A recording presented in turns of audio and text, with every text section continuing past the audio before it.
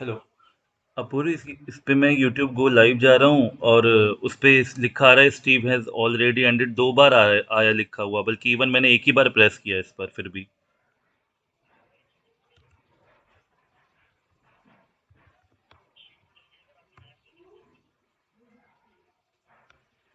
अच्छा, स्टार्ट हो गया। बताओ, इस पे ऐसे आ रहा है। ठीक है, ठीक है, okay.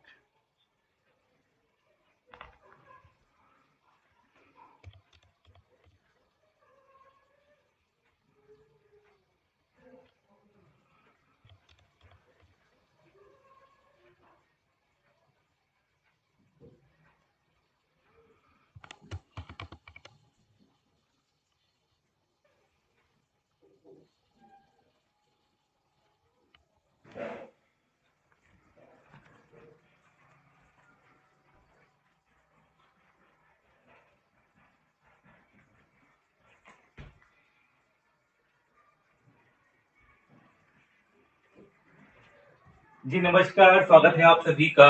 Hello, hello, hello, hello.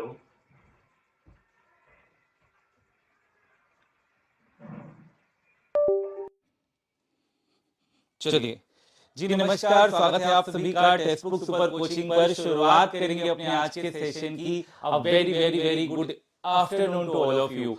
आज का ये जो सेशन है, आप ये मानकर चलिए कि ऐसा सेशन आपने कभी नहीं दिया होगा, क्योंकि इस सेशन के अंदर मैंने बहुत सारी चीजें कवर अप करने की कोशिश की है। तो एक बार सभी डबल वॉइस आ रही है, एक बार चेक कर लेते हैं, कोई दिक्कत नहीं।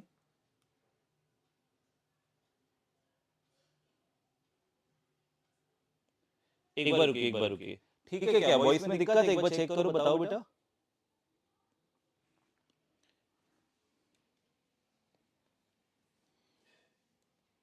डबल वॉइस आ रही है। एक बार रुकिए, मैं चेक कर लेता हूँ, जस्ट अ मिनट। मैं चेक कर लेता हूँ।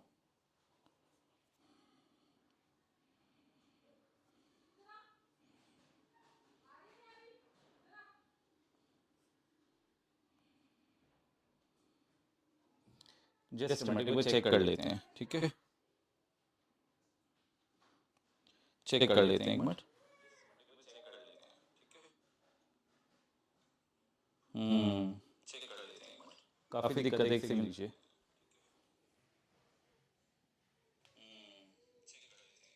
Hello, hello.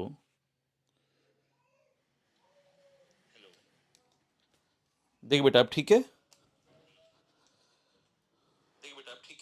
हाँ ठीक है, चलिए, परफेक्ट परफेक्ट परफेक्ट। चलिए तो शुरुआत करते हैं, है ना। देर है अंधेर नहीं है भाई, देखो, है ना, सब कुछ ठीक हो गया, मस्त हो गया, जबरदस्त हो गया। शुरुआत करते हैं फिर सेशन की, और शुरुआत करेंगे जी इन बेहतरीन लाइंस के साथ। इन बेहतरीन लाइनों पे जरा गौर फरमाएंगे कि जीवन में एक बार जो फैसला कर लो, जीवन में एक बार जो फैसला कर लो, तो फिर पीछे मुड़कर मत देखना मेरे दोस्त।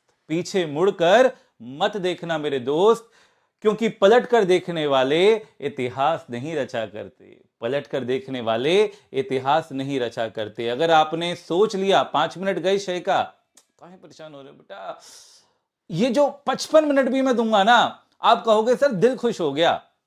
आपको पूरा सेटिस्फेक्शन देके जाएंगे, काहे परेशान हो रहे हो? हम हैं तो काहे गम है, कहोगे है ना। तो कहो परेशान वाली बात नहीं है। सीधा अब हम अब सवालों को चमकाने वाले हैं। और देखो, मैं अकेला नहीं चमकाऊंगा, ये देखो भाई, ये देखो आज क्या होने वाला है। ओए होए, पेडागोजी का काम तमाम होने वाला है। इसको जानते हो? आज जानते हो कि नहीं जानते, जल्दी से बताओ। जानते हो कौन है ये? हाँ, अरे कौन है भाई? हाँ, अच्छा, कौन सी मूवी है ये बताओ। हाँ, बाला, है ना, बाला। चलो आओ भाई, तो बाला है तो बाला के ऊपर ही पहला सवाल दे देंगे आपको फिर, है ना। और आप सभी को मैं इंफॉर्मेशन दे दूं कि सीटेट, BSS टेट, यानी जो अभी आपकी नई वैकेंसी आई है, जी हाँ, उसके लिए और DSSB के लिए, सभी के लिए बैचेस आपके लिए अवेलेबल हैं सुपर कोचिंग पर। आप बस को कुछ नहीं करना, बस नंबर पर व्हाट्सएप मैसेज डालना है या कॉल करनी है, और आपको इस पेड बैच से जोड़ दिया जाएगा। और सेम हिमांशु ये कोड है, इस कोड के माध्यम से आप लोग बैच से जुड़ सकते हैं। चलिए तो शुरुआत करते हैं और स्टार्ट करेंगे। जी हाँ, बिल्कुल बाला वाले सवाल से हम लोग शुरुआत करेंगे। तो पहला सवाल, बहुत पूरे जो सवाल हैं आज के सेशन में मैं पूरा मतलब मेरी कोशिश है पूरा जो पेडागोजी है उसको मैं इसी सेशन में समेट दूं, है ना। तो देखिए बेटा क्या कह रहा है, यूनिसेफ समर्पित पहल बाला जो है वो उसकी जो फुल फॉर्म है, जो एक्सपेंडेड फॉर्म है वो क्या है। ठीक है, तो BaLA concept which is an initiative supported by UNICEF, वो क्या है। ठीक है, तो देखिए बिल्डिंग एज लर्निंग एड, है ना, books as learning aid, bulletin board as learning aid, या फिर blackboard as learning aid. तो सिंपल सी बात है कि जो, हाँ, ऑप्शन नंबर ए, ये डी की तरफ जो जा रहे हैं ध्यान से करो बेटा, A will be the right answer in building as learning aid, यानी विद्यालय हो गए, जो आपकी जो दीवारें हो गई, जो पूरी बिल्डिंग हो गई, फ्लोर हो गया, है ना, उसकी सहायता से, उसका प्रयोग करके हम बच्चों को क्या ज्ञान पहुंचा रहे हैं, बच्चे को हम सीख दे रहे हैं। So building as learning aid हम आपको दिखा भी देते हैं, जैसे ये दीवारें हो गई, है ना, छोटे पे याद होगा जो बच्चे पढ़ते थे विद्यालय के अंदर, है ना। तो ये आप देखते हो यहाँ पे स्कूलों के अंदर, देखो यहाँ पे मेंढक है, ये बच्चे जा रहे हैं स्कूल की तरफ, है ना। इसी तरीके से यहाँ अच्छी अच्छी बातें लिखी होती हैं, तो ये दीवारों का प्रयोग किया गया है। क्लासरूम के अंदर पूरा सोलर सिस्टम बनाया गया है ना। जो मैडम है, शिक्षिका हैं, वो स्कूल के अंदर जमीन पर, फ्लोर पर पूरा मैप बना हुआ है, वहां से देखो इस स्टिक से बच्चों को समझा रही हैं। तो building as learning it is known as BaLA, है ना, इसको हम क्या कहते हैं, बाला का नाम दिया। चलिए भाई अगला सवाल। ठीक है, एक बार पेन कॉपी खोल लेते हैं हम लोग भी। ठीक है, तो ऑप्शन नंबर ए हमारा बिल्कुल सही आंसर था। अगला सवाल देखिएगा क्या कह रहा है, प्राथमिक स्तर पर आकृतियों के निम्नलिखित में से, प्राकृतिक स्तर पर आकृतियों के निम्नलिखित में से किस पहलू पर विचार नहीं किया जाता है जी, पैटर्न पर, कोण पर, सममिति पर, या फिर चौपड़ पर। जल्दी से बताएं क्या आंसर आएगा। ऑप्शन नंबर, क्वेश्चन नंबर 2 आपके सामने है। आज के सेशन में जितने भी सवाल होंगे आप लोग एंड में अपना स्कोर जरूर बताएंगे, क्योंकि अब आप मेरे साथ बेहतरीन प्रैक्टिस करने वाले हैं। जी हां, देखिए क्या कह रहा है, प्राथमिक स्तर पर आकृतियों के निम्नलिखित में से किस पहलू पर विचार क्या नहीं किया जाता। तो नहीं किया जाता कि अगर हम बात करें तो पैटर्न पढ़ाया जाता है, समिति पढ़ाई जाती है, चौपड़ पढ़ाया जाता है जी। कोण पर संपूर्ण विचार नहीं किया जाता, यानी ऑप्शन नंबर 2 यानी एंगल हमारा आंसर बनेगा, कोण हमारा आंसर बनेगा। बढ़ते हैं जी अगले सवाल की तरफ। ठीक है, अगला सवाल ध्यान दीजिएगा, आराम से समझिएगा। टेसिलेशन प्राथमिक स्तर पर शुरू किया जाता है। टेसिलेशन जो है, ये जो टाइलिंग है, वो प्राथमिक स्तर पर हम बच्चे को क्यों पढ़ाते हैं जी। तो यहां पर आपके सामने विकल्प मौजूद हैं, जल्दी से बताएं क्या आंसर आएगा, ए, बी, सी या फिर डी। आंसर करिए, सवाल को ध्यान से पढ़िएगा और बिल्कुल जल्दबाजी की बात नहीं है, आराम से पढ़ो, पेडागोजी के सवाल हैं, समझो वो क्या कहना चाहता है और कोशिश करो सही उत्तर देने की। क्योंकि अगर आप इस सेशन में सही उत्तर देंगे तो आप मानकर चलिए कि परीक्षा के अंदर भी आपके जो चांसेस है वो 99% है बेटा, सही कर देंगे। लेकिन एक बार आदत पड़ जाती है गलत करने की तो फिर गलत ही होता है सवाल, है ना। यहां पर मैं देख पा रहा हूं काफी बच्चे ऑप्शन नंबर बी की तरफ जा रहे हैं, कुछ कुछ डी की तरफ भी जा रहे हैं। तो आइए जरा देखिए, सबसे पहले हम टेसिलेशन की जब बात करते हैं, टाइलिंग की हम बात करते हैं। आप देखते हो आपके घर का जो फ्लोर होता है वहां पे टाइलिंग हो रखी होती है, तो आप देखते होंगे किसी की स्क्वायर टाइल्स होती है, किसी की रेक्टेंगुलर टाइल्स होती है, किसी की ट्रायंगुलर टाइल्स होती है ना, होती है ना, चौपड़ होता है, तो उसी को हम टाइलिंग यानी चौपड़ कहते हैं। तो बच्चे में स्थानिक समझ विकसित करने में मदद करता है, बिल्कुल सही बात है, बिल्कुल सही बात है। उसके अंदर स्पेशल अंडरस्टैंडिंग डेवलप करने में मदद करता है बेटा, ये बिल्कुल सही बात है। आगे, यह छात्र को 2D और 3D आकृतियों की समझ विकसित करने में मदद करता है, जी बिल्कुल। 2D टेसलेशन भी होता है, इवन 3D टेसलेशन भी होता है। तो 2D और 3D शेप्स की वो समझ उसको प्रदान करता है। जैसे मैंने अभी बताया कि टाइलिंग किस आकार की होती है, ज्योमेट्रिकल शेप्स की होती है, ज्यामितीय आकार की होती है ना, त्रिभुजाकार, वर्गाकार, वृत्ताकार, इस तरीके से होंगी, आयताकार, तो इसकी समझ वो देगा। आगे, समरूपता की अवधारणाओं को समझने में मदद करता है, जी बिल्कुल सही बात है। टेसिलेशन के अंदर क्या होता है, सिमेट्री होती है ना। आप कहीं भी आप देख लो वहां पर आपको सिमेट्रिक मिलेगी। जैसे मान लीजिए आपके घर पे टाइलिंग हो रखी है, ठीक है, आप कहीं भी बेटा उठाकर देख लो, मान लो अगर इस तरीके से टाइलिंग हो रखी है, तो अगर मैं यहां पे एक लाइन डालूं तो बोलो जैसा इधर वैसा इधर, कहीं भी मैं एक लाइन डाल दूं तो बोलोगे जैसा इधर, और ये असीम रूप से एक्सपेंड मतलब बढ़ सकता है, तो जैसा इधर वैसा इधर, जैसा दाएं वैसा बाएं, तो हर जगह आपको यहां पे सिमेट्री मिलेगी। तो ये वाली बात भी सही है। तो बच्चों को ये तीनों समझ देता है, यानी ऑल द अबव हमारा राइट आंसर होगा। उपरोक्त में से सभी सही हैं। जिन बच्चों ने डी आंसर दिया उनको 3 है ना, तीसरा सवाल उनका बिल्कुल सही हो गया। अगला सवाल बेटा जल्दी से बताइए क्या आंसर आएगा। क्वेश्चन नंबर 4 आपके सामने ये रहा, क्वेश्चन नंबर 4 आपके सामने ये रहा। देखिए क्या कह रहा है, ठीक है, पेपर 1 हो या पेपर 2 हो, जिस भी परीक्षा में सवाल पूछे गए हैं वो सारे सवाल मैं आप सभी के लिए लेकर आया हूं। देखो क्या कह रहा है, निम्नलिखित में से कौन सी शिक्षण अधिगम सामग्री कक्षा चौथी के छात्रों को यह बताने के लिए कि 1/10 1/100 से बड़ा है प्रयोग की जाती है। अभी अभी हाल फिलहाल में ही हम लोगों ने यह सवाल भी किया था, और अब जो मेरे साथ बच्चे जुड़े हुए हैं ना, वो इस सवाल का जवाब गलत नहीं करते, है ना, और उनको ये पता है कि जब हम बात करेंगे कि 1/10 1/100 से बड़ा है तो हम चूज करेंगे 10/10 स्क्वायर ग्रिड को, यानी कि 10x10 वर्गाकार ग्रिड को, है ना बेटा। तो D only will be the right answer. ये जो बच्चे बी आंसर कर रहे हैं, 3 आंसर कर रहे हैं, 1 आंसर कर रहे हैं, सरासर गलत है। आप रेगुलर नहीं है, अगर आप रेगुलर होंगे तो आपको पता होगा। ये थोड़ा जल्दी से एक बार और एक्सप्लेन कर देते हैं। कई बार हमने अभी एक्सप्लेन किया है आपको ये कि 10/10 स्क्वायर ग्रिड बेटा इस तरीके से होता है, समझ रहे हो, कि इस तरीके से आपके पास 10 खाने होंगे, है ना, 1 2 3 4 5 6 7 8 9 और ये 10 खाने होंगे। इसी तरीके से यहां पर भी हमने बना दिए 1 2 3 4 5 6 7 8 और ये 9। मान लीजिए यहां पर भी आपके पास कितने 10 खाने हो गए, तो ये 10/10 का स्क्वायर ग्रिड होता है। अगर कोई मुझे बोले कि मुझे दर्शाना है, मान लीजिए यहां पर 1/10, तो 1/10 का मतलब क्या है कि इस पूरे ग्रिड को, इस पूरे को हमने 10 बराबर हिस्सों में बांट दिया, और एक हिस्से की बात करोगे तो ये पूरा जो आपको दिख रहा है ना, दिस इज 1/10, ये 1/10 को बेटा जी शो करेगा। अब कोई मुझे बोले सर 1/100 क्या होगा, तो 1/100 का मतलब है आपने इस पूरे को 100 बराबर हिस्सों में बांट दिया, और इसमें से जो एक हिस्सा है ये दर्शाएगा 1/100 को। तो बच्चा यहां से देख के भली भांति समझ पाएगा कि अच्छा ये तो छोटा है और ये बड़ा है, यानी ये जो है आपका सबसे उपयुक्त शिक्षण अधिगम सामग्री है। बढ़ते हैं अगले सवाल की तरफ, क्वेश्चन नंबर 5। जियो बोर्ड जो है बेटा, जियो बोर्ड एक गणितीय जोड़ तोड़ है जिसका उपयोग निम्नलिखित उद्देश्यों के लिए किया जा सकता है। किसके लिए किया जा सकता है जियो बोर्ड का, जल्दी से बताइए क्या आंसर आएगा, स्पीड के साथ आंसर करें, ठीक है। औरंगजेब आलम बेटा पेपर 1 पेपर 2 दोनों के लिए, बिल्कुल, जिनका पेपर 1 है वो भी अटेंड करेंगे, जिनका पेपर 2 है वो भी अटेंड करेंगे। This is maths pedagogy section, ठीक है, और ये आप सभी के लिए बहुत खास है।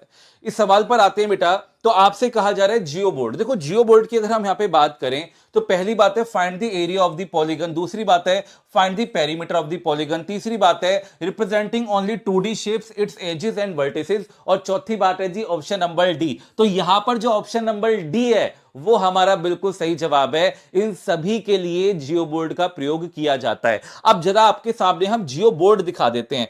पहली बात उसने बोला था क्षेत्रफल, देखिए बेटा ये जियो बोर्ड होता है, एक बोर्ड है, इस बोर्ड के ऊपर क्या है कि अलग अलग इस तरीके से कील कह सकते हैं, पिन कह सकते हैं, है ना, वो यहां पर लगा दी जाती हैं, और थ्रेड की हेल्प से या रबर की हेल्प से हम यहां से शेप्स बनाते हैं। तो यहां पर मान लीजिए अगर हमने इस तरीके से बनाया, तो पहली बात कि 2D शेप्स ओनली लिखा था, तो सिर्फ 2 आयाम की आकृति को ही दर्शाने के लिए जियो बोर्ड का प्रयोग होता है, जो आपको दिख रही है। दूसरी बात, अगर मान लीजिए मैं यहां पर एरिया निकालना चाहता हूं, तो क्या मैं एरिया निकाल सकता हूं? बिल्कुल निकाल सकता हूं। मैं क्या देखूंगा, यहां से लेकर यहां तक की ऊंचाई कितनी है, ये जो है आपकी जो ब्रेथ, आपकी जो बेस है, ये आधार कितना है, सही है, तो मैं यहां से सूत्र लगा दूंगा और एरिया निकाल दूंगा। इसी तरीके से यहां देखूंगा ये कितना लंबा, ये कितना लंबा, इसका इससे गुणा मारूंगा, क्षेत्रफल आ जाएगा। कोई बोले परिमाप निकाल सकता हूं, निकाल सकता हूं सर, सारी भुजाओं को जोड़ दूंगा तो परिमाप आ जाएगा, तो परिमाप निकाल सकता हूं, क्षेत्रफल निकाल सकता हूं, 2 आयाम की आकृतियां दर्शा सकता हूं, लेकिन 3 आयाम की आकृतियां नहीं दर्शा सकता। तो इन सभी के लिए प्रयोग होता है। देखो क्या कह रहा है, इसका उपयोग वर्ग जैसे 2D आकृतियों की समझ देने के लिए किया जाता है, आयत, त्रिकोण आदि, लेकिन 3D आकार के लिए नहीं। और खास बात यह है कि विजुअली चैलेंज जो स्टूडेंट्स होते हैं आपके, यानी जो दृष्टिबाधित छात्र होते हैं, उनके लिए ये बेस्ट TLM है ना, ये सबसे उपयुक्त शिक्षण अधिगम सामग्री है, ठीक है बेटा। बढ़ते हैं अगले सवाल की तरफ। नेक्स्ट क्वेश्चन ये रहा आपके सामने, देखो क्या कह रहा है, कह रहा है गणित में निम्नलिखित में से किस शिक्षण सहायक सामग्री का उपयोग दृष्टिबाधित छात्रों के लिए नहीं किया जाता है, आपसे यह कहा जा रहा है। जल्दी से बताइए क्या आंसर आएगा। अभी हमने आपको बताया जियो बोर्ड का यूज तो दृष्टिबाधित छात्रों के लिए किया जाता है। अब देखो किसमें पूछा गया है जी, पेपर 2 में। तो पेपर 1 हो पेपर 2 हो, आपने यहां पर बाइफरकेशन नहीं करना बेटा, ये पेडागोजी है, ये सभी के लिए एक जैसा रहता है, ठीक है। क्वेश्चन नंबर 6 पर हम लोग आ चुके हैं। अब अगर हम बात करें कि टाइल, जियो बोर्ड और क्या आपका टाइल्स हो गया, जियो बोर्ड हो गया और आपका टेलर्स अबेकस हो गया, ये तीनों ही आपके विजुअली चैलेंज स्टूडेंट्स के लिए यूज किया जाता है, ठीक है। यहां पर जो जियो जेब्रा है इसका प्रयोग नहीं कर सकते, because this is visually software है, राइट। ये सॉफ्टवेयर होता है, इसको हम विजुअली बच्चे को दिखाकर 2D और 3D जो कॉम्प्लेक्स शेप्स होती हैं उनको हम सिंपली बच्चे को समझाने की कोशिश करते हैं, लेकिन बच्चा सिर्फ देखकर समझ सकता है क्योंकि वो सॉफ्टवेयर के माध्यम से कंप्यूटर की स्क्रीन के ऊपर दिखाया जाता है। तो यहां पर जियोजेब्रा आंसर हो जाएगा, जो कि दृष्टिबाधित छात्रों के लिए प्रयोग नहीं किया जाता। आगे बढ़ते हैं बेटा, आगे समझिएगा, निम्नलिखित में से कौन सा दशमलव संख्याओं के लिए सबसे उपयुक्त प्रतिनिधित्व है? 10 ग्राम, डाइंस ब्लॉक, ग्राफ पेपर या फिर संख्या चार्ट? आंसर करिए, बताइए क्या आंसर आएगा। सेशन को सभी एक बार लाइक और शेयर करते हुए चलिए मैक्सिमम, और आंसर भी करते हुए चलिए भाई। क्वेश्चन नंबर 7 आज के सेशन का ये रहा आपके सामने। जल्दी से बताइए क्या आंसर आएगा, सभी के सभी।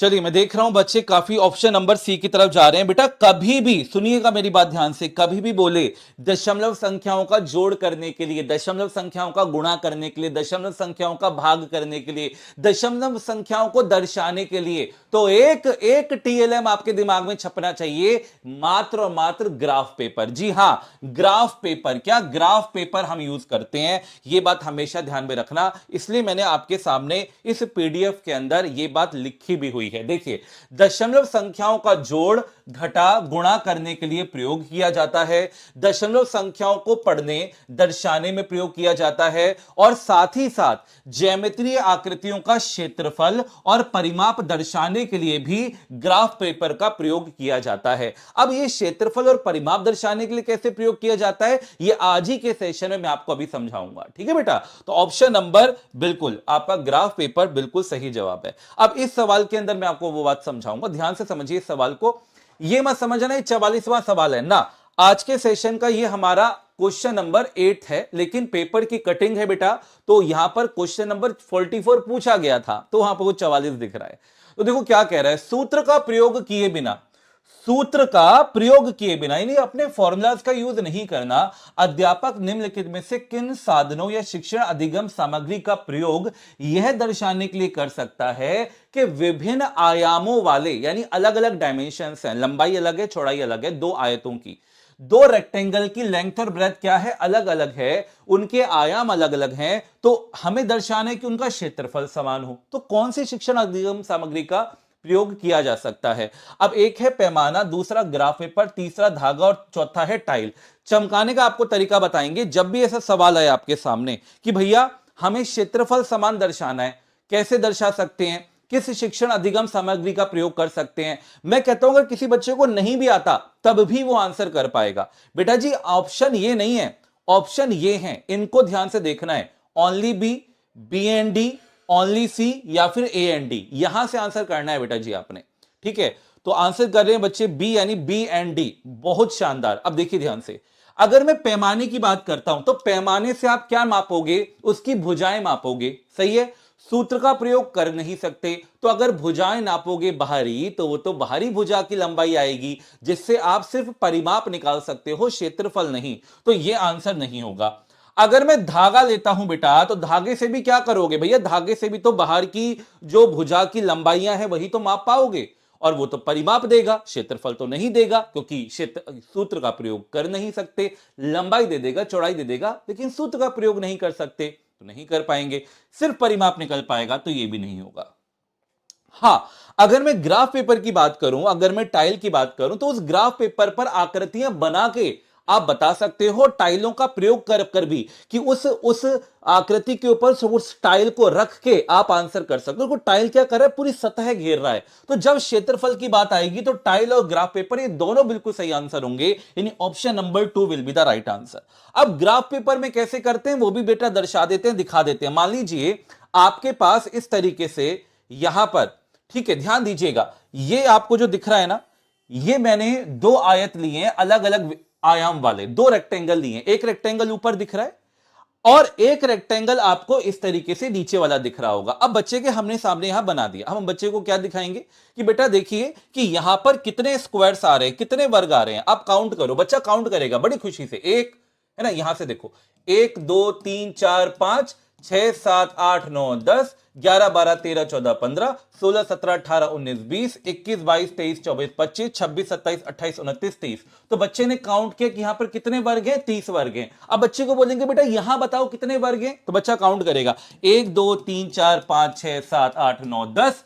सही है। इसी तरीके से 1 2 3 इधर है तो 10 गुणा 3 यहां पर बेटा कितने आएंगे, 30 आएंगे, है ना। तो यहां भी काउंट करके 30 है, यहां भी 30 है, तो बच्चा समझ पाएगा कि जो सतह घेर रहे हैं क्षेत्रफल जो है वो इनका समान है। तो ग्राफ पेपर बढ़िया मेथड है दो अलग अलग डायमेंशंस के रेक्टेंगल्स का एरिया सेम बताने के लिए। चलिए अगला सवाल बेटा आपके सामने ये रहा, देखिए क्या कह रहा है, इस सवाल को ध्यान दीजिएगा। कहता है कक्षा चौथी में समरूपता और प्रतिबिंब की ज्यामितीय अवधारणाओं को विकसित करने के लिए निम्न में से कौन सा जोड़तोड़ उपकरण आवश्यक है, यानी कौन सी शिक्षण अधिगम सामग्री का हम प्रयोग कर सकते हैं अगर हम बच्चे को सिमेट्री और रिफ्लेक्शन का कंसेप्ट सिखाना चाहते हैं। जल्दी से बताएं क्या आंसर आएगा, सभी के सभी आंसर करें।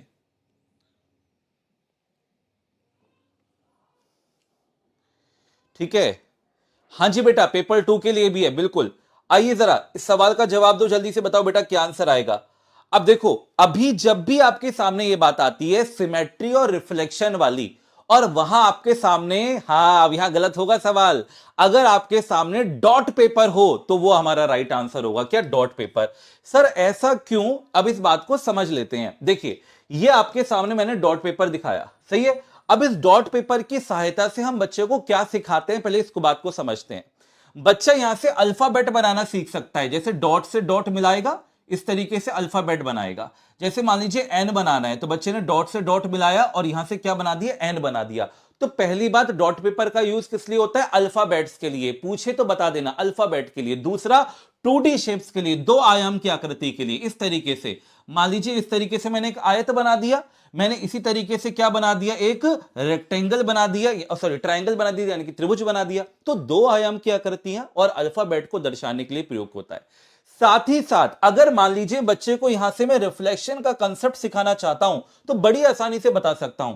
मैं बच्चे को बोलूंगा बेटा अगर मैंने यहां बीचों बीच एक लाइन खींची तो जैसा लेफ्ट हैंड साइड पर है वैसा राइट हैंड साइड पर है, जैसा बायां वैसा दायां, बच्चे को समझ में आएगा। हाँ तो फिर मैं बच्चे को बताऊंगा बेटा इसी को हम कहते हैं सिमेट्री यानी समरूपता, यानी कि जैसा इधर रूप वैसा उधर रूप।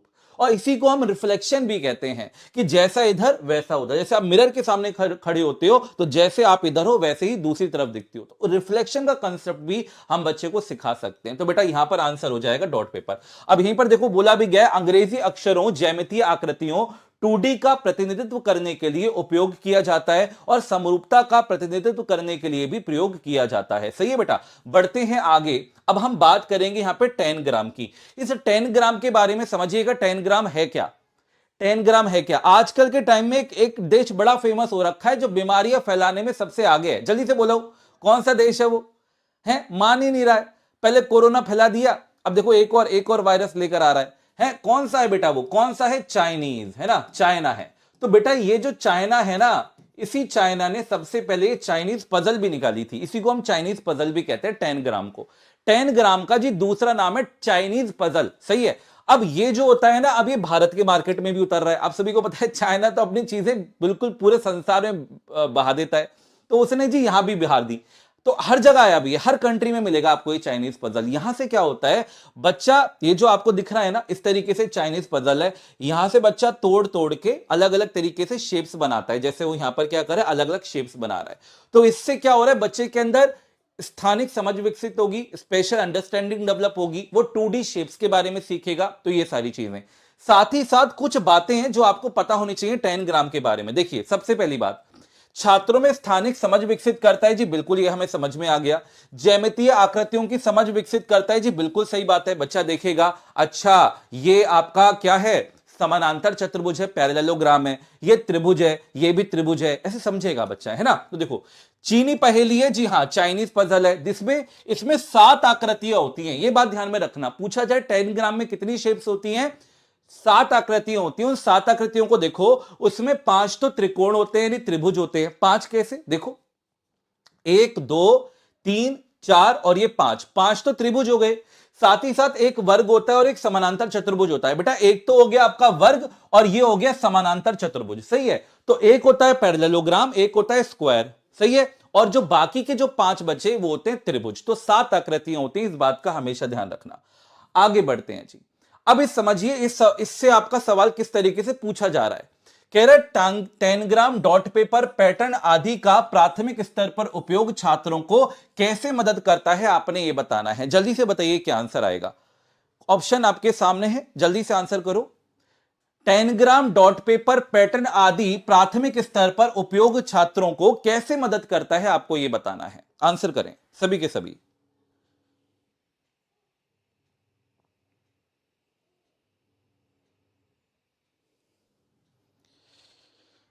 सभी एक बार जल्दी से सेशन को शेयर करो बेटा, मजा आ रहा है। देखो बेहतरीन, देखो आपको मैं कह रहा हूं ऐसा कंटेंट कहीं नहीं मिलेगा, क्योंकि मुझे पता है मेहनत लगती है ऐसा कंटेंट बनाने के लिए। तो बस आपके लिए ही ये सब कुछ बेटा, आपका सिलेक्शन हो जाए उससे ज्यादा कुछ नहीं चाहिए, ठीक है। तो मैक्सिमम शेयर करो, क्योंकि मैं चाहूंगा मैक्सिमम का सिलेक्शन हो ना, है ना।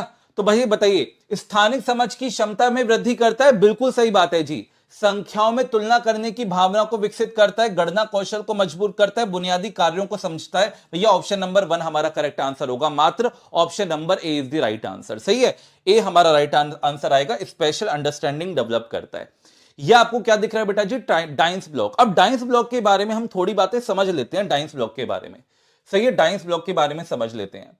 डाइंस ब्लॉक का जो यूज है वो किस किस के लिए किया जाता है, याद रखना। 4 basic operation, 4 mathematical basic operations के लिए डाइंस ब्लॉक का यूज किया जाता है। पहला बनता है बेटा जी एडिशन, दूसरा भाई 4 ही तो बेसिक ऑपरेशन होते हैं, एडिशन, सब्ट्रैक्शन, मल्टीप्लिकेशन और डिवीजन। और जी इन चारों के लिए डाइंस ब्लॉक का यूज किया जाता है। साथ ही साथ प्लेस वैल्यू यानी स्थानीय मान के लिए भी डाइंस ब्लॉक का प्रयोग किया जाता है, ठीक है। आपकी परीक्षा के अंदर इससे बाहर वो पूछता ही नहीं है, इससे बाहर वो पूछेगा ही नहीं। बस ये 5 चीजों के बारे में ध्यान रखना स्थानीय मान की समझ के लिए, एडिशन, सब्ट्रैक्शन, मल्टीप्लिकेशन और डिवीजन के लिए। आगे बढ़ते हैं और सवाल देखते हैं किस तरीके से पूछा गया था।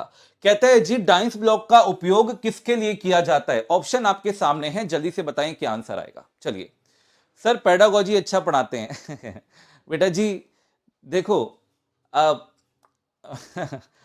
आप सिर्फ पेडागोजी पढ़ रहे हो ना, आप कंटेंट भी पढ़ो तो आपको समझ में आएगा कि मेरी पूरी कोशिश रहती है कि मैं आपको जो भी पढ़ाऊं वो आपके दिल, आत्मा, दिमाग, गुर्दों सब में सेट हो जाए, ठीक है। चलो बताइए क्या आंसर आएगा।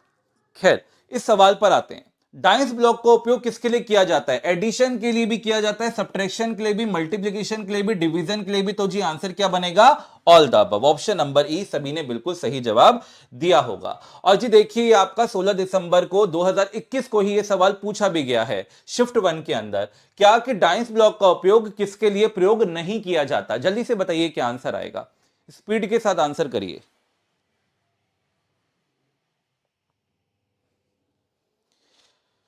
चलिए निम्नलिखित में से किस अवधारणा को सिखाने के लिए डाइंस ब्लॉक का उपयोग नहीं किया जा सकता।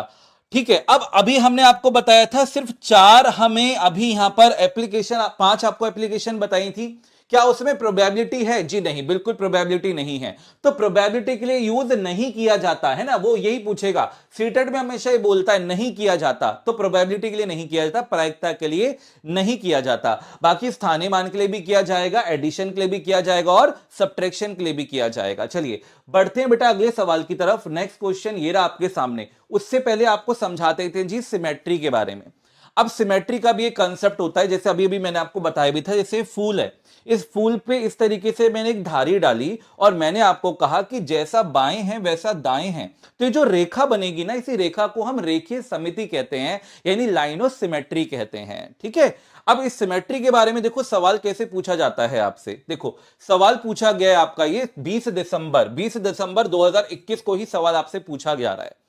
कहता है which of the following is the most suitable strategy for introducing the concept of symmetry. मतलब हम बच्चे को समिति की अवधारणा का परिचय देना चाहते हैं जी। तो बताइए इनमें से कौन सी गतिविधि सर्वाधिक उपयुक्त है। ऑप्शन आपके सामने है, बताइए क्या आंसर आएगा। सभी के सभी आंसर करिए।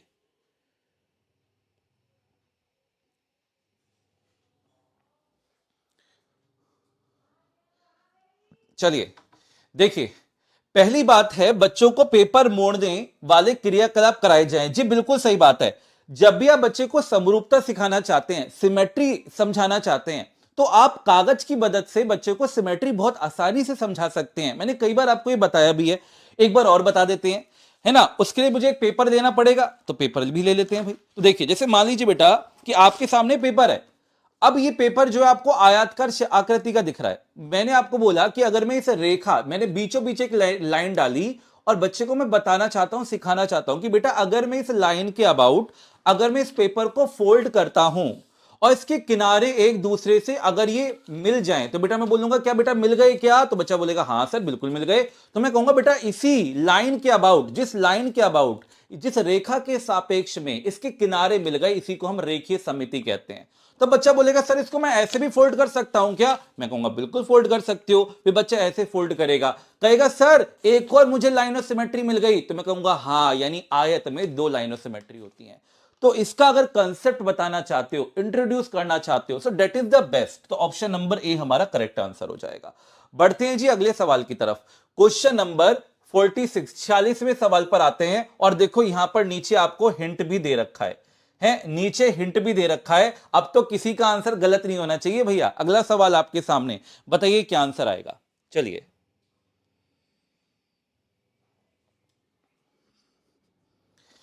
देखिए क्या कह रहा है, यह समझाने के लिए कि 1/4 1/3 से छोटा है, निम्नलिखित में से कौन सी योजना सबसे अधिक उपयुक्त है।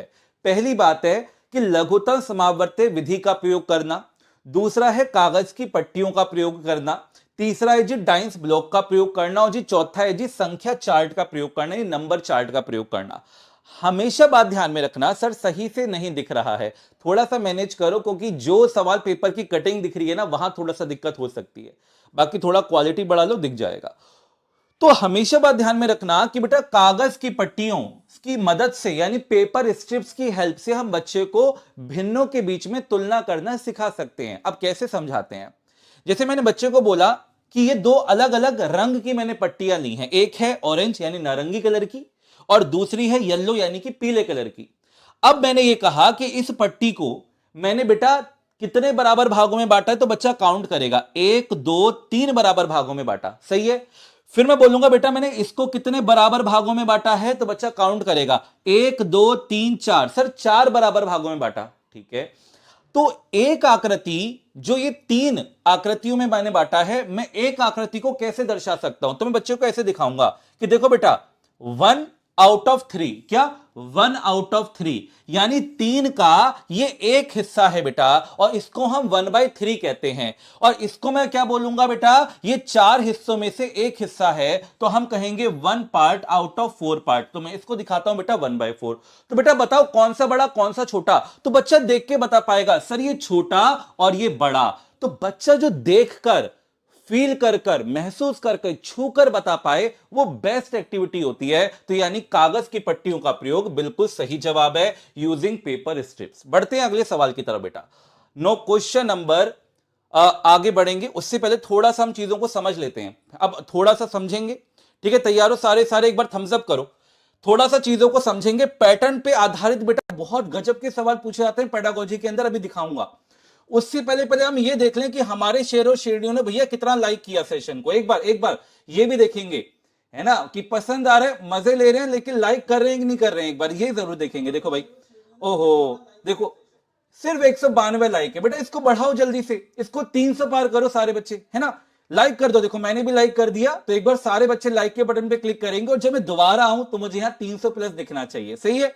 आ जाते हैं जरा आप अपने सवाल पर और कंसेप्ट पर ध्यान दीजिएगा। क्या कहा जा रहा है, कह रहा है बेटा पैटर्न प्रतिमान को समझने से बच्चों को गणित की जटिल संक्रियाओं को आसानी से सीखने में मदद मिलती है। आपको लगता होगा कि जब बच्चे को प्राथमिक स्तर पर पैटर्न पढ़ाया जाता है तो ये तो बहुत आसान टॉपिक है।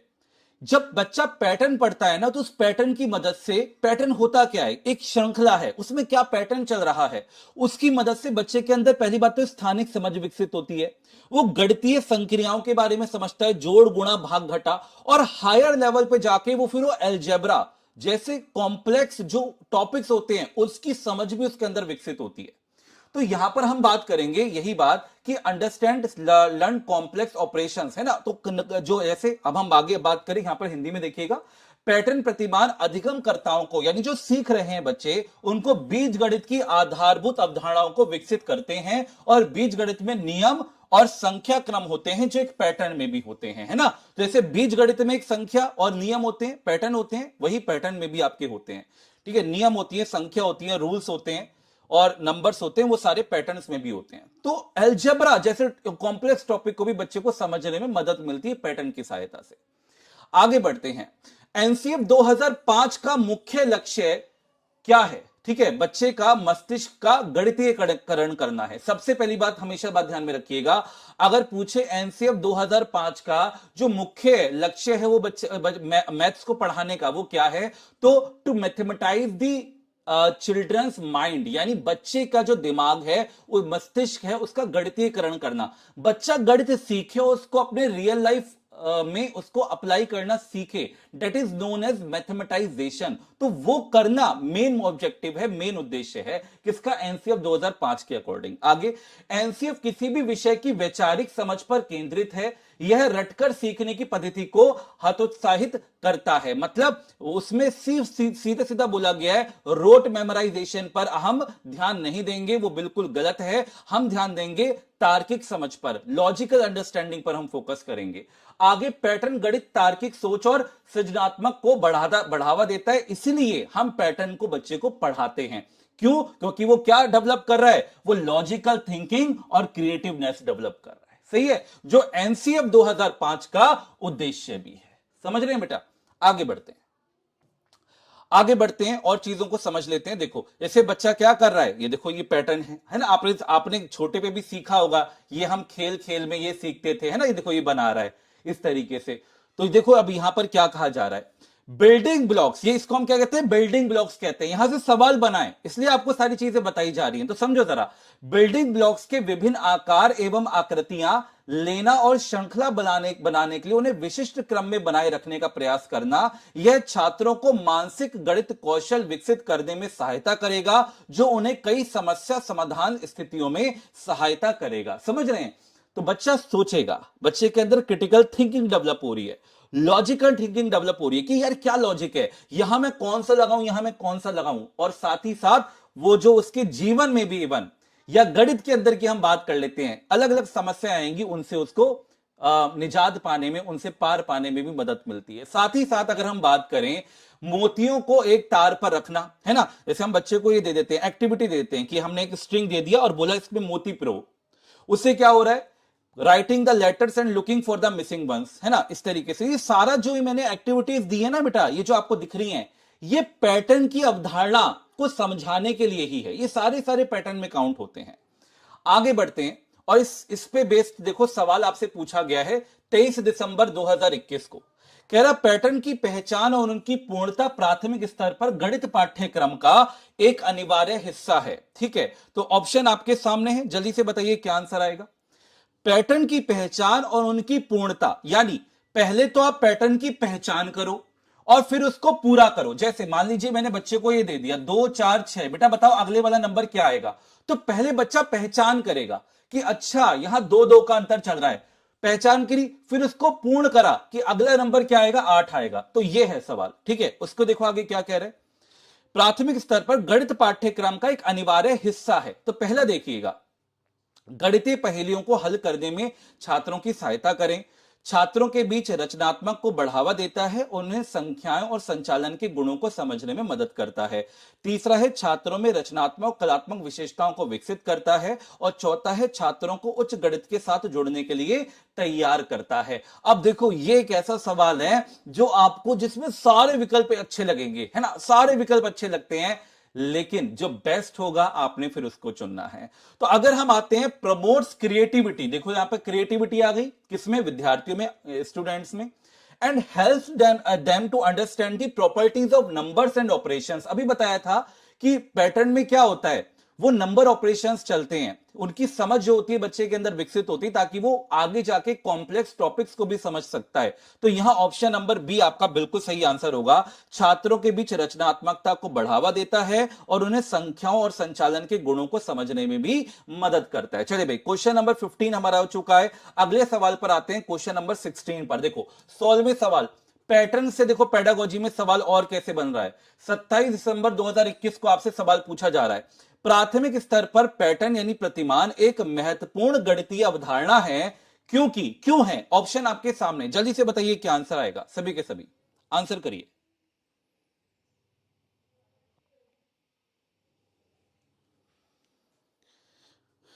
देखिए, पैटर्न देखने में आकर्षक होते हैं, पैटर्न देखने में आकर्षक होते हैं। अच्छा जी, दूसरी बात, पैटर्न को बनाने के लिए विविध सामग्री का उपयोग किया जा सकता है। तीसरी बात, पैटर्न अनेक प्रकार से बनाए जा सकते हैं। चौथी बात, पैटर्न अधिगमकर्ताओं में बीजगणित की आधारभूत अवधारणाओं को विकसित करते हैं। यही तो मैंने आपको समझाया कि एक पैटर्न हम क्यों पढ़ा रहे हैं, ताकि हायर लेवल पर जाकर वो जो कॉम्प्लेक्स टॉपिक्स है उनको समझ सके, और वहां पर तो बीजगणित यानी अलजेब्रा मेंशन था।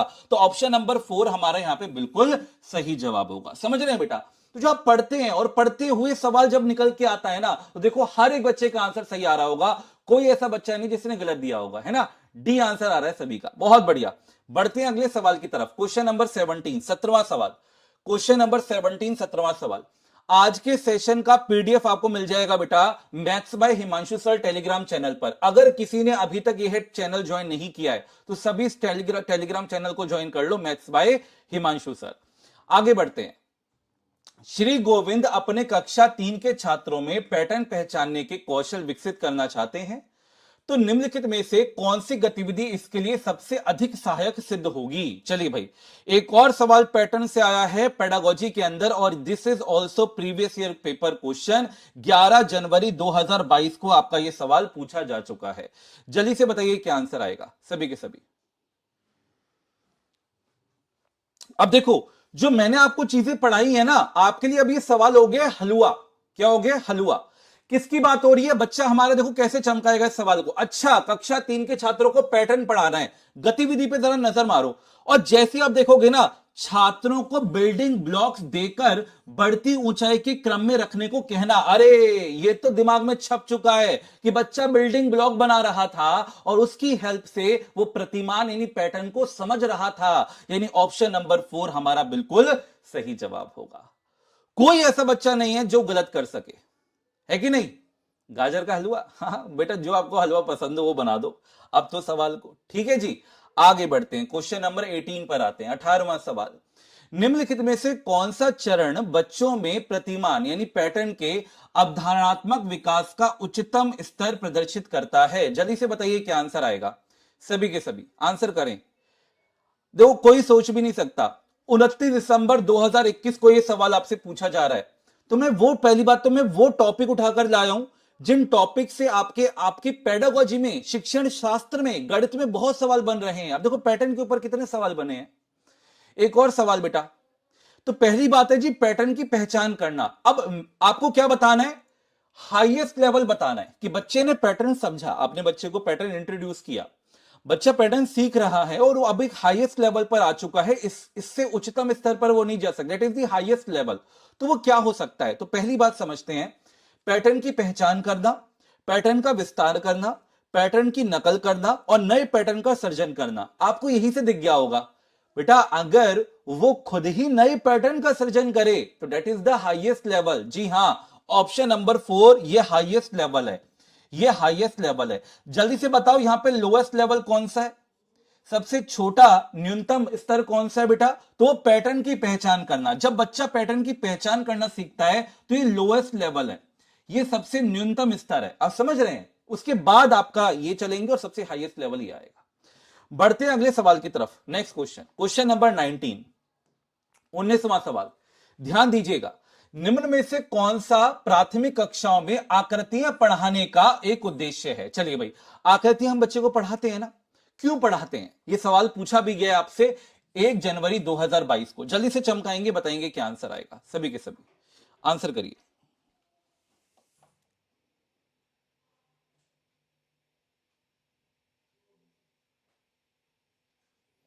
अरे तारा सितारा मेरा लाल, अरे पेपर 1 पेपर 2 दोनों के सवाल हैं, आपने देखे नहीं ना? आप सेशन में लेट आए हो ना? ऐसे माथे पे हाथ रख के हमारा बच्चा कह रहे सर पूरी क्लास पेपर 1 की पेडागो, बेटा पेपर 1 पेपर 2 दोनों के लिए है, क्यों परेशान हो रहे हो? और मैंने कितनी बार बोला पेडागोजी के अंदर भेदभाव नहीं करते, ठीक है? पेडागोजी के अंदर भेदभाव नहीं करते, वो सबके लिए एक समान है। आते हैं जरा यहां पर, देखिए भाई, आकृतियां हम पढ़ाना चाहते हैं, क्यों पढ़ाना चाहते हैं पहला समझते हैं। दृश्यीकरण कौशल को विकसित करना, यानी कि टू डेवलप विजुअलाइजेशन स्किल। दूसरी बात, ज्यामितीय आकृतियों के नामों का स्मरण कराना। और तीसरा है स्थानिक संबंध तर्क कौशल में वृद्धि करना। अब एक जैसे ही शब्द यहां पर आया होगा आपको समझ में आ गया होगा कि आपका एलसीएम 2005 का जो उद्देश्य है ये तो उसके विपरीत है। भैया स्मरण कराना कहां से आ गया? हाँ, मेमोराइज वाली बात कहां से आ गई? ये बात बिल्कुल गलत है ना? ऑप्शन भी बिल्कुल गलत है। हाँ, ए और सी आपका बिल्कुल सही है। तो ए और सी कहां पर दे रखा है? 2 में। तो ए और सी हमारा यहां पे करेक्ट आंसर होगा। सही है बेटा। चलिए बढ़ते हैं अगले सवाल की तरफ। क्वेश्चन नंबर 20, 20वां सवाल। तो सवालों को चमकाना आना चाहिए, चाहे कंटेंट हो चाहे पेडागोजी हो। अगर कंसेप्ट क्लियर है तो चमका दोगे मेरा लाल। अगला सवाल देखो क्या कह रहा है आपसे। त्रियामी आकृतियों के संकल्पनात्मक विकास, यानी कि आपका कंसेप्चुअल डेवलपमेंट अगर आपने करना है को दर्शाने के लिए निम्नलिखित क्रियाकलापों का क्रम दिया गया है। ये आकृतियां एक यादृच्छिक क्रम में है, यानी कि रैंडम ऑर्डर में है, तो आपने इनको सही क्रम में लगाना है। चलिए भाई जल्दी से बताइए क्या आंसर आएगा, आंसर करिए। ठीक है, मतलब बच्चा जो है ना वो 3 आयाम की आकृतियों की कंसेप्चुअल अंडरस्टैंडिंग डेवलप कर रहा है, तो सही क्रम क्या होगा, किस तरीके से वो जो क्रम रहेगा वो हमें बताना है। आंसर करिए, बताइए क्या आंसर आएगा। पहली बात देखिएगा, 2 आकृतियों की तुलना करना और पहचान करना। ठीक है, अब इसको हम आंसर करेंगे कैसे, इस बात को जरा समझ लेते हैं कि इसका आंसर हम कैसे करते हैं। पहले तो ये समझते हैं, सबको पढ़ना और अरेंज करना उससे बेटर है कि आप पहले ऑप्शन पे आ जाओ, नहीं विकल्पों पर आ जाओ। थोड़े स्मार्ट वे देखा करो बेटा, स्मार्ट वे। अब देखो पहले यहां पर दूसरा दे रखा है 2 जगह, पहली जगह और तीसरी जगह, और पहला और चौथा है। तो पहले दूसरे पर आ जाओ कि दूसरा क्या पहले आ सकता है क्या? दूसरे पर आते हैं। खेलने वाली चिकनी मिट्टी से त्रियामी आकृतियों की रचना करना। खेलने वाली चिकनी मिट्टी, हां, यानी हम बच्चे को पहले ऐसी एक्टिविटी देंगे जिससे उसका इंटरेस्ट डेवलप हो। ये बात तो बिल्कुल सही है भाई, बिल्कुल सही है। यानी पहला मतलब जो दूसरा वाला आपका है ना, जो दूसरा वाला आपका है ये तो सही आ रहा है, बिल्कुल सही है। समझ रहे हैं, हमें बेसिक से शुरू करना है, शुरुआत से शुरू करना है। तो बेटा पहला भी गया, सॉरी दूसरा भी गया और आपका चौथा भी गया। आप समझे, दूसरा चौथा देखते ही निकल गया। जो बी और डी मार्क कर रहे हैं भैया उनका तो गड़बड़ घोटाला हो गया यहां पर। तो सबसे पहले जो यहां पर मिलेगा वो दूसरा मिल रहा है, यानी पहला और तीसरा में से कोई एक ऑप्शन होने वाला है। अब इसके आगे क्या आएगा, देखो यहां भी पहला है, अब पहले के बाद तीसरा और चौथा है, मतलब हमें कंफर्म हो गया कि इसके बाद ये कह रहा है वो, यानी 2 आकृतियों की तुलना करना और पहचानना कि उनमें क्या समानताएं हैं और क्या असमानताएं हैं। ठीक है जी, ये बात है। अच्छा जी, तो मतलब कहने का मतलब ये है कि पहला जो है इसके बाद आएगा, ये कंफर्म हो चुका है क्योंकि वो दोनों में दे रखा है। तो पहला स्टेप ये आ गया, दूसरा स्टेप ये आ गया। अब आगे बढ़ते हैं, यहां पर तीसरा कह रहा है, यहां पर चौथा कह रहा है। देखो यहीं पर देखो कौन सा पहले आएगा, मतलब तीसरे चौथे में गेम चलेगा। जाल के प्रयोग से आकृतियां बनाना, और चौथा है ज्यामितीय उपकरणों जैसे प्रकार रेखनी रूलर के प्रयोग से आकृतियों की रचना करना। तो ये सबसे अंतिम में आएगा, ये सबसे अंतिम में आएगा। जब बच्चे को आकृति की समझ हो चुकी है तो वो कंपास ले रहा है, रूलर ले रहा है और वहां से वो आकृतियां बना रहा है, सर्कल बना रहा है, रेक्टेंगल बना रहा है, सबसे अंतिम में आएगा। तो चौथा सबसे अंतिम में आएगा, यानी कि ऑप्शन नंबर 1 हमारा यहां पे बिल्कुल सही जवाब हो जाने वाला है। तो दूसरा, पहला, तीसरा और चौथा ये हमारा करेक्ट सीक्वेंस बनेगा। तो option number A is the right answer. सही है बेटा। तो क्वेश्चन नंबर 20 का जो आंसर बनेगा वो ऑप्शन नंबर 1 बनेगा। ये इस तरीके से आपने समझना है। ठीक है, अब देखो किस तरीके से चीजें देख देखो, चिकनी मिट्टी की सहायता से बना रहा है, ये भी दिखा दे रहे हैं आपको, है ना। तो बच्चा क्या कर रहा है, चिकनी मिट्टी की सहायता से अलग अलग शेप्स बना रहा है। उसके अंदर क्या होगी, एक कहते हैं इंटरेस्ट डेवलप होगा। सबसे पहला काम होता है इंटरेस्ट डेवलप कराना, तभी तो वो सीखेगा खुद से ये देखो, ये क्या है, जाल के प्रयोग से, नेट, यूजिंग नेट्स, वो क्या बना रहा है, शेप्स बना रहा है। ठीक है, आप देख रहे हो एक 3D शेप बना ली, यहां पर उसने क्यूब बना लिया, घनाभ बना लिया, घन बना लिया, यहां से उसने कोल बना लिया, शंकु बना लिया, आप समझ रहे हैं, इस तरीके से। या पिरामिड हम कह सकते, या बेसिकली पिरामिड बना रहा है ना, पिरामिड है ये। देखो, जाल के प्रयोग से भी हम क्या बनाते हैं, त्रिभुजा का पिरामिड बना सकते हैं, और यही आपको बताया गया कि 3D शेप्स बनाई जा सकती हैं यूजिंग नेट्स। सही है, आगे बढ़ते हैं। आपसे कह रहे हैं which one of the following can be folded to form given solid, यानी आपको बताना है इनमें से किसको फोल्ड करके हम ये बना सकते हैं। अभी अभी मैंने आपको दिखाया है, जल्दी से बोलो क्या आंसर आएगा, सभी के सभी आंसर करिए।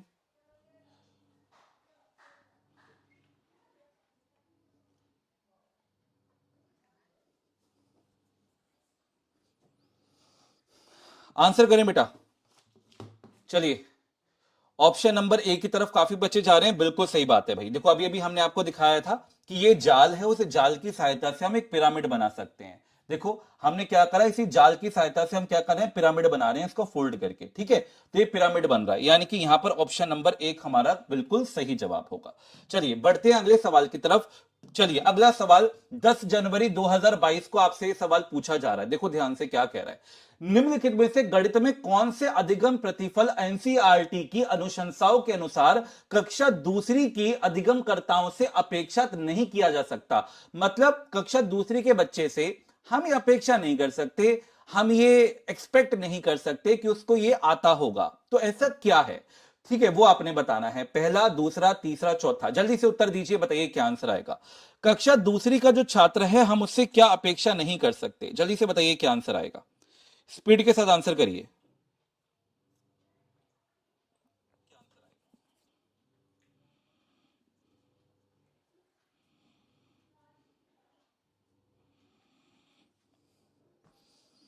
बहुत बढ़िया, शानदार। अब देखो बेटा, जब बच्चा दूसरी का छात्र होता है तो हम उसको बताए मेजरमेंट कैसे सिखाते हैं, नॉन स्टैंडर्ड मेजरमेंट मेथड से, यानी कि हम उसको बोलते हैं इस तरीके से, हैंड स्पेन से, है ना, 1 बिलांग, 2 बिलांग, 3 बिलांग। सबसे पहले वो यहां से सीखता है। तो measuring the length of a table using hand Spain, ये तो हम उससे एक्सपेक्ट कर सकते हैं। 2/3 इज इक्वल टू 3/2, ये भी हम उससे एक्सपेक्ट कर सकते हैं। चौथा है कंप्लीटिंग अ पैटर्न, अभी समझाया, पैटर्न तो हम पढ़ाते हैं प्राथमिक स्तर पर, लेकिन हाँ हम ये उससे एक्सपेक्ट नहीं कर सकते, क्योंकि ये जो फ्रैक्शन, जो भिन्न की अवधारणा है, वो प्राथमिक से उच्च स्तर पर सिखाई जाती है। तो ऑप्शन नंबर 3 हमारे यहां पे बिल्कुल सही जवाब हो जाने वाला है। ठीक है बेटा, चलिए। अच्छा, अगले सवाल पर आएंगे, उससे पहले, अगले सवाल पर आएंगे उससे पहले एक बार जल्दी से देखते हैं भाई हमारे शेर और शेरनी ने अब कितना लाइक किया। ओहो देखो, 300 से अभी भी, 300 से अभी भी कम है भाई, 300 से अभी भी कम है। एक बार जल्दी से बच्चे लाइक करेंगे, जो भी सेशन देख रहे हैं, अगर सेशन मजा आ रहा है, पसंद आ रहा है, तो एक बार लाइक जरूर करेंगे, है ना, एक बार लाइक के बटन पे क्लिक करेंगे। और सिर्फ इतना ही नहीं, आप सभी के लिए मैं आज शाम को 5:30 बजे भी बेहतरीन मैराथन लेकर आ रहा हूं। 5:30 बजे आप सभी ने आकर जुड़ना है, वहां हम कंटेंट करेंगे। जी हाँ, यहां हम पेडागोजी कर रहे हैं, वहां हम कंटेंट करेंगे। कर चुके हैं, जो कर चुके हैं वो ठीक है, जिन्होंने नहीं किया वो एक बार जल्दी से लाइक कर दो, है ना, और इसको 350 पार कर दो बेटा लाइक को एक बार। क्यों कह रहा हूं लाइक करने के लिए, ताकि ये वीडियो ज्यादा रिकमेंड हो और ज्यादा बच्चों तक पहुंचे और ज्यादा से ज्यादा बच्चों का सिलेक्शन हो। ठीक है सर, हम लाइक नहीं करते हैं, सब बेवफा होते हैं, ए सीबीआई। अरे मैं वीडियो को लाइक करने को कह रहा हूं, ठीक है, दिल पे ले ली बात। आओ जरा, हम लाइक नहीं करते हैं, सब बेवफा होते हैं। खुद से वफा करते हो तो लाइक कर दो। चलो भाई, अब आगे समझते हैं जरा। एनसीईआरटी कक्षा दूसरी के पाठ्यक्रम में कुछ बुनियादी अवधारणाएं हैं, जैसे गिनती, रेखाएं, लेन देन, आकृतियां। अच्छा, तो यह भी बताया जा रहा है कि कक्षा दूसरी में अगर आपके पास ये आता है, गिनती आती है, रेखाएं आती है, लेन देन आता है, आकृति आती है, संख्या संचालन आता है, गैर मानक इकाइयां आती हैं, तो वो सारी इसमें शामिल होती हैं। ठीक है, कक्षा दूसरी के छात्र के लिए। चलिए, समय हो गया बेटा, अभी अब आपका सीटेट की क्लास होगी सभी की पेड बैच के अंदर, कितने बजे, ठीक 1:15 पर, यानी 1:15 बजे। तो आप सभी उस क्लास में आकर जुड़िएगा। आगे की जो भी चीजें हैं वो मैं आपके साथ डिस्कस करूंगा कल कितने बजे, ठीक 12 बजे। कल ठीक 12 बजे आकर जुड़ेंगे और शाम को 5:30 बजे होगी कंटेंट की बेहतरीन क्लास। ठीक है बेटा। साथ ही साथ अगर अभी तक आप टेलीग्राम चैनल से नहीं जुड़े हुए हैं तो आप सभी टेलीग्राम चैनल से जुड़ जाएं, और आप पेड बैच में बेटा जुड़ना चाहते हैं जहां पर आपको हर एक टॉपिक को बेहतरीन तरीके से बिल्कुल निचोड़ कर, है ना, और मॉक टेस्ट, प्रीवियस पेपर सब कुछ अवेलेबल है, सारे सब्जेक्ट्स इंक्लूडेड हैं, वो भी बहुत कम फीस के साथ। ठीक है, तो आप इस नंबर पर कॉल या व्हाट्सएप मैसेज कर सकते हैं, आपको उस पेड बैच से जोड़ दिया जाएगा। साथ ही हिमांशु, HIMANSHU, हिमांशु इस कोड का आप यूज कर सकते हैं और हर एक बैच पर मैक्सिमम डिस्काउंट बेटा ले सकते हैं। ठीक है, तो ये था मेरी तरफ से आप लोगों के लिए आज का सेशन। आशा करता हूं आप सभी के लिए आज का सेशन मजेदार रहा होगा। कैसा रहा कमेंट सेक्शन में जरूर बताइएगा, अपना फीडबैक जरूर दीजिएगा, ताकि मैं आगे आने वाली क्लासेस में उसको और इंप्रूव कर सकूं। जहां भी आपको कमी लगती है जरूर बताइएगा, और अच्छा लगा सेशन तो वो भी कमेंट सेक्शन में जरूर बताइएगा। ठीक है, मिलते हैं अगली क्लास में, तब तक के लिए जय हिंद, जय भारत, नमस्कार। आप सभी का दिन बहुत बहुत शुभ हो। Maths by Himanshu sir Telegram channel है, वहां मुझे फॉलो कर लो बेटा, वहां आपको मेरी सभी क्लासेस के लिंक्स मिल जाएंगे। Bye bye all of you.